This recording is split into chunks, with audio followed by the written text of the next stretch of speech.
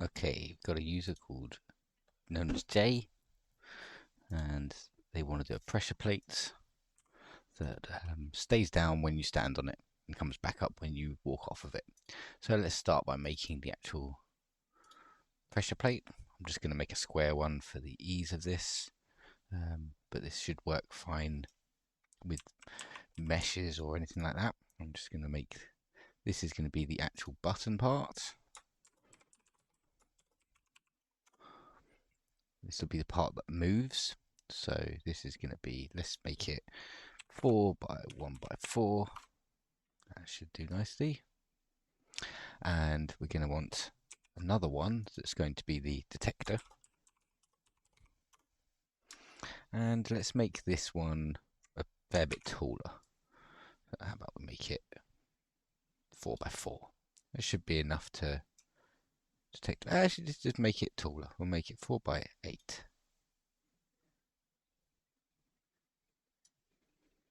4 by 4 is fine. We don't need it too big. Okay, the detector is going to be transparent, and it's not going to cast a shadow. It's also going to be can collide false and can query false. I think we'll go for. We might change that later. And massless, but we do want the.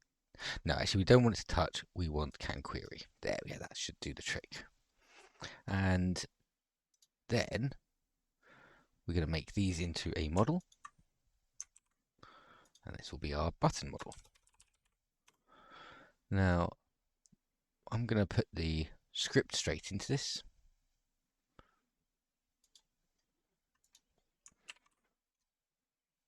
Actually, no, let's not. Let's do this as a proper how you do it with a more single script architecture. We'll have this in a folder, and this will be the buttons. There we go. That'll be the better way of doing it. We're just going for the purely visual side of things. I think you can program your game what happens when you actually touch the buttons yourself, and we're gonna have a script. We're gonna do this locally. So in starter player scripts, we're gonna add a local script. And we're going to need a few things in here. We're going to want to get players.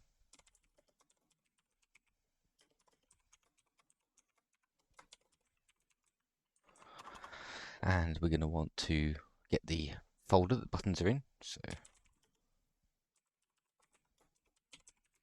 buttons folder will do. And it's going to be workspace. Wait for child, because we're doing this locally, we do need to wait for it. It's going to be buttons. That's cool. We also going to want the run service, as we want to get this every time there's a tick. We're going to check. And we activate that through the run service. Now we're going to do this continuously, so we want the local on tick on function. And in here we're going to get the delta time, which we're going to abbreviate to DT, like so. Okay, so each tick we're going to run through the players. So for underscore, because we don't need the first variable, player in iPairs, players, no, players, and we're going to get the player. And we're going to do so. This is going to loop through every player that's in the game. Now, first thing we want is, do they have a character? Because there's no point checking where they are if they don't have a character. So let's do it that way. Let's say local character equals player dot character. And then if there's not a character, so if they haven't got a character currently loaded, like say they're resetting or they haven't loaded into the game fully yet, anything like that, we're just going to skip them. So we'll say then continue end, and that will allow us to go on to the next tick, the next player for this tick. We'll just skip them essentially. So now if we've got the character, we're going to check its position against all the parts in the button folder. So we're going to want a position. So we're going to check it whether it's inside this. Ooh, should we go through all the players or should we get the... Should we go the other way around and check if the player is inside it?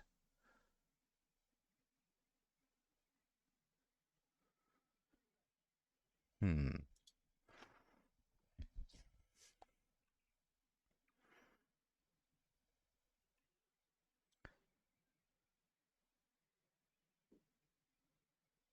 Ooh, actually, yeah, rather than going through...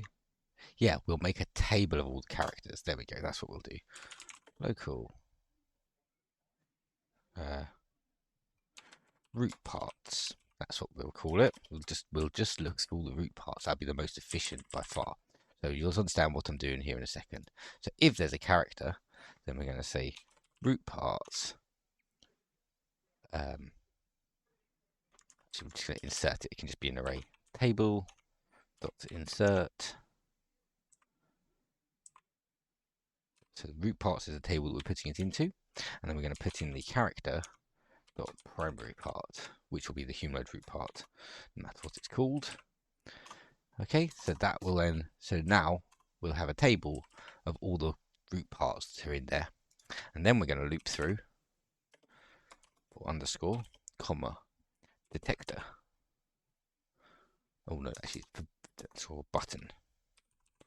We'll go through the things in iPairs, and this is going to be the buttons folder, get children. So now we're going to do a little check whether there's anything. We're going to use a spatial query to see if there's anything inside the detector, and we're going to use the parts in root part as our filter. So first of all, we need an overlap parameters. So local params, and that's going to be an overlap parameters. New, that's the constructor, and then we can say params dot filter type. This is going to equal enum dot it's raycast filter types because they're weird like that, and we're going to use the include one, so that it will include these things, and then we're going to pass into that the filter descendant instances, and we're going to pass the root parts into there. So it's just basically going to look for the primary parts of the players' characters. That should be fine. Okay, now we want to actually do the spatial query itself. Workspace, get parts in part.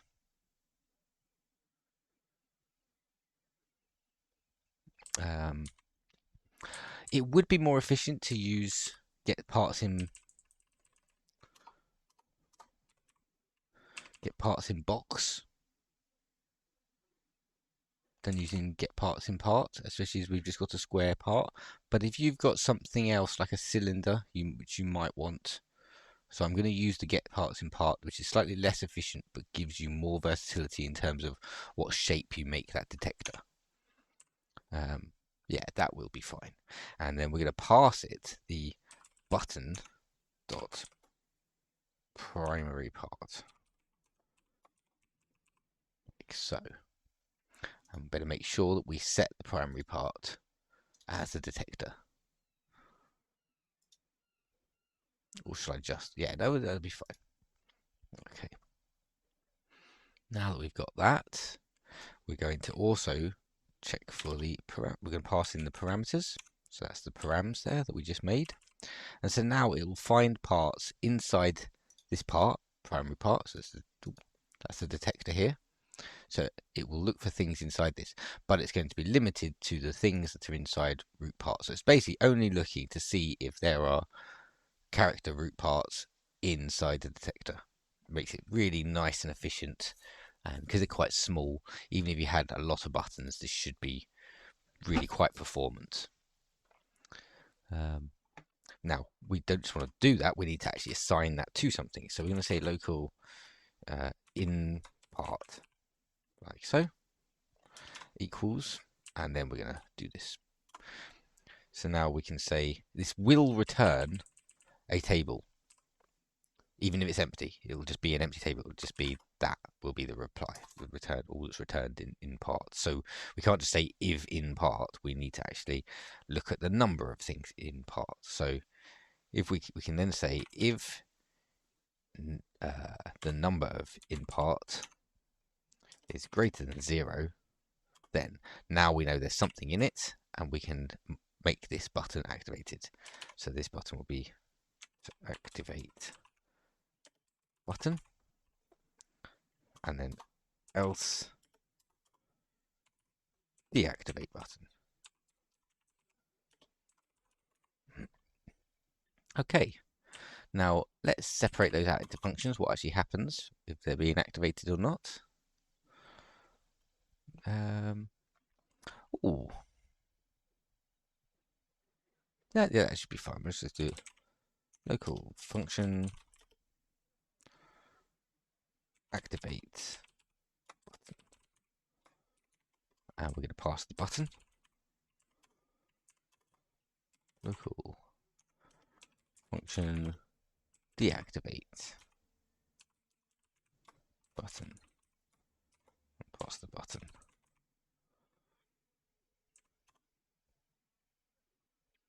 And we can put these in there.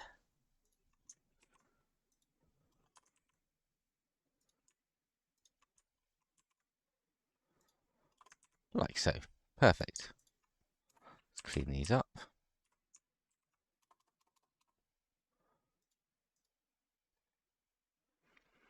Okay, when we activate the button, what we're going to do, we're going to shrink the button part so that it's, I don't know, it goes down or it's half down. So in here is where you're going to do the play the animation for activating the button. So I'm thinking we'll take the local button part equals button find first child button part, and I'm actually going to do a recursive search here just because you might change the way you've got yours structured or something, but we're going to just go off it being called button part. That's the part that's going to shrink or move down, whichever it is, however it is you want to animate it. I think I'm going to do shrinking it and moving it down, or just, for the purposes of this, I'll just move it down because that's easier. So we will play a tween. So tween down, like so, and this will tween up. Okay, we obviously going to want tween service to do the tweening. So let's put that in.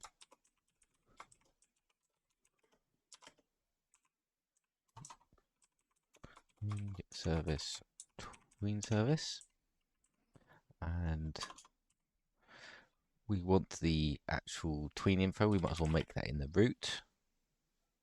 So info, we'll just call it. That's going to equal a new tween info dot new, and in here you'll set your style for it.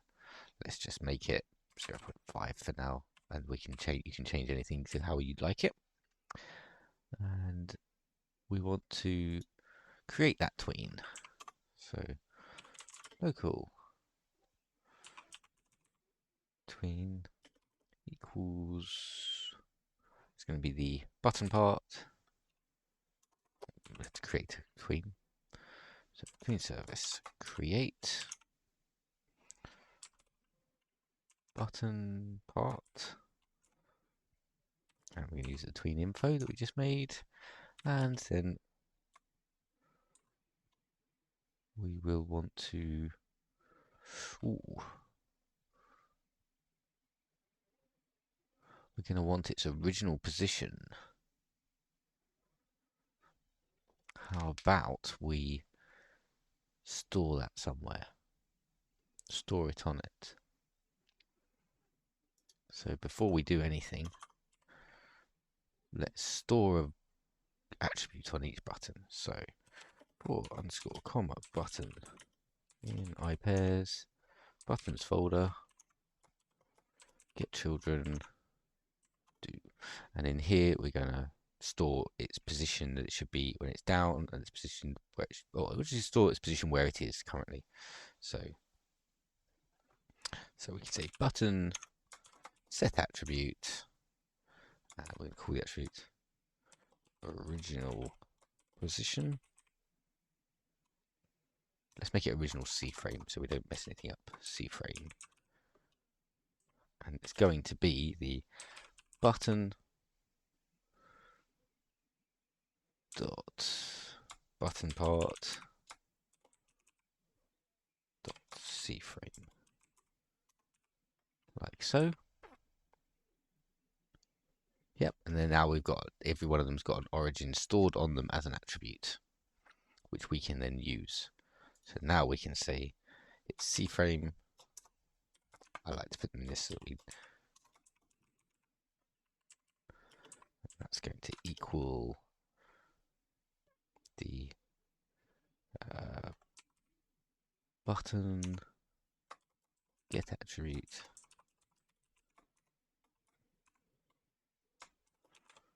original C frame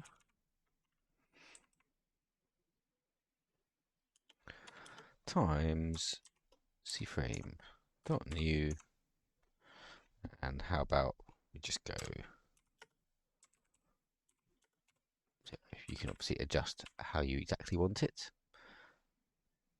Yeah, that should move to the same place each time, and then we'll just play the tween.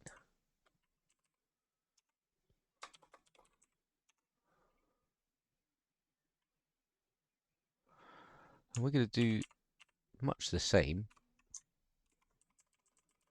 tweening it back up, except this time we're not going to offset it down.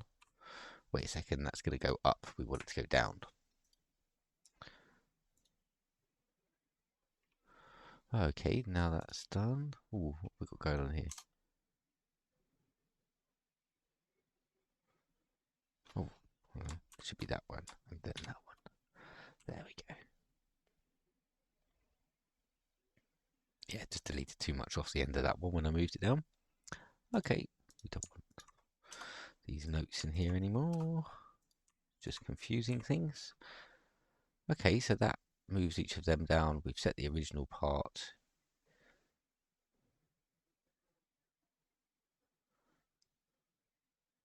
Okay, we need to connect up what's happening on each tick. So we're going to say run service dot. We go for heartbeat as that's after the physics simulation. Connect, and we're going to connect up the on tick. Make sure you don't have the brackets in there. You don't want to call it and put the return into there. You want to actually connect this function. That should do those. Let's have a little quick look and see if that works. Nope, what have I got on there? Buttons, button.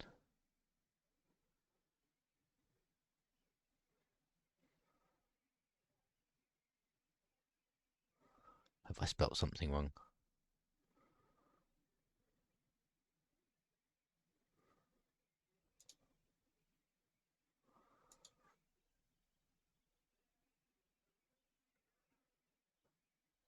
Button part is not a part of.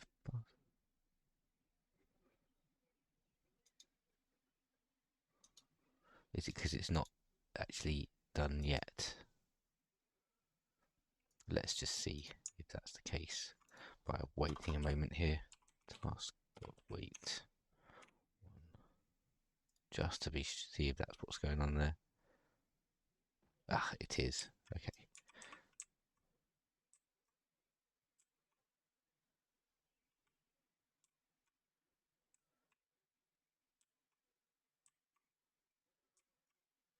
There we go. That should work fine. And the overhead shouldn't be too big for that. Let's just check by producing a whole load of buttons.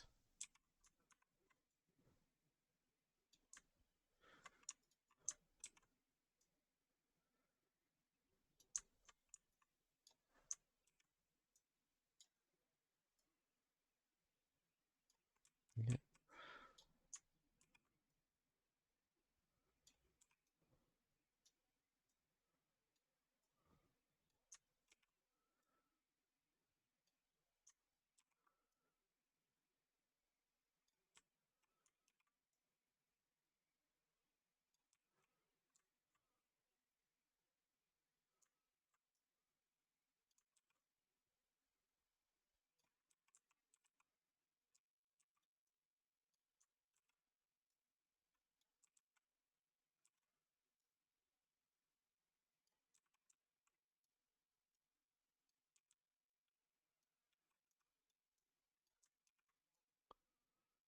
reckon that should be a whole bunch of things being checked. And let's see how that plays out.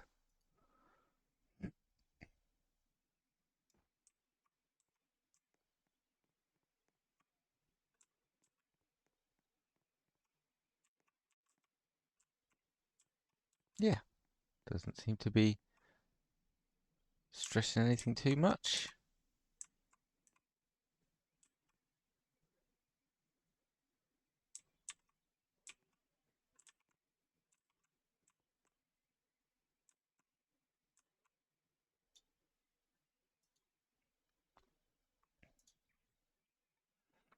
Brilliant.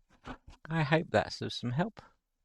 I'd probably rather find a better way of doing this so that we wait for all the parts to be loaded in before we make a table of all the original C frames. We could probably do this off the server. That would be the best way to separate this out. So if we put this as a thing in a server script, let's do that just so that it's done. Let's add a close that one there, and in server script service we'll add a script. Oops.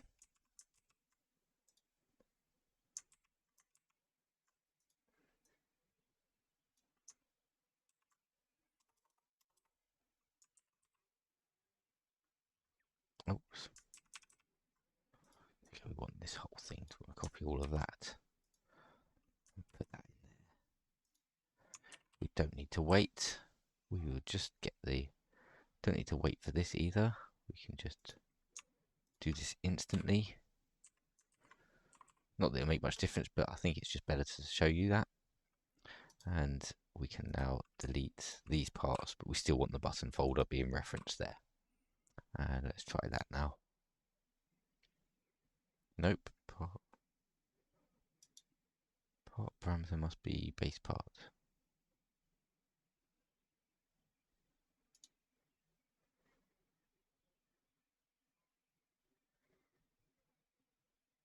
Is that because it hasn't loaded in? It should be. Oh,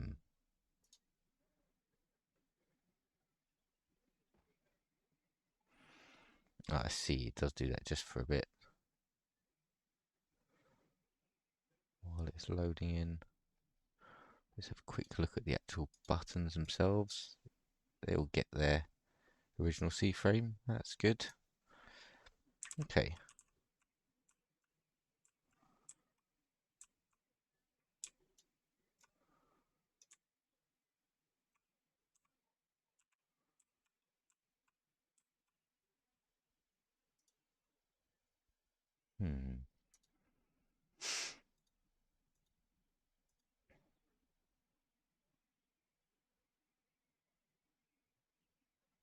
That's okay. What's it doing when it comes to this bit?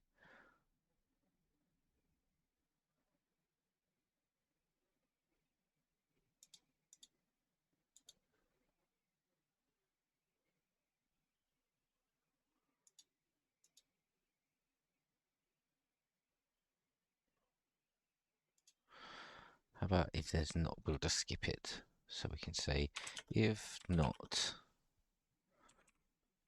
button dot primary part,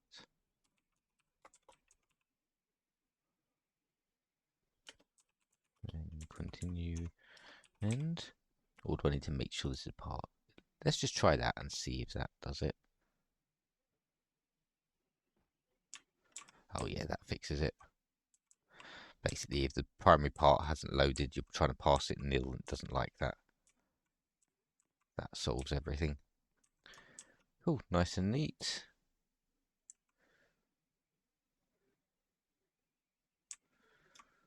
Okay, so we're running at plenty reasonable amount. Let's just see what the amount is if we disable this.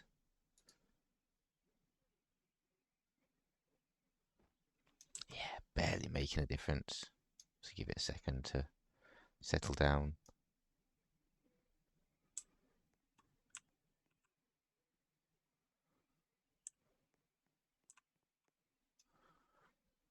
Cool.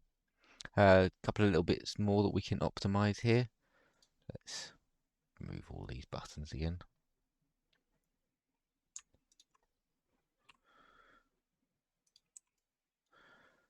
Now, the button part, this,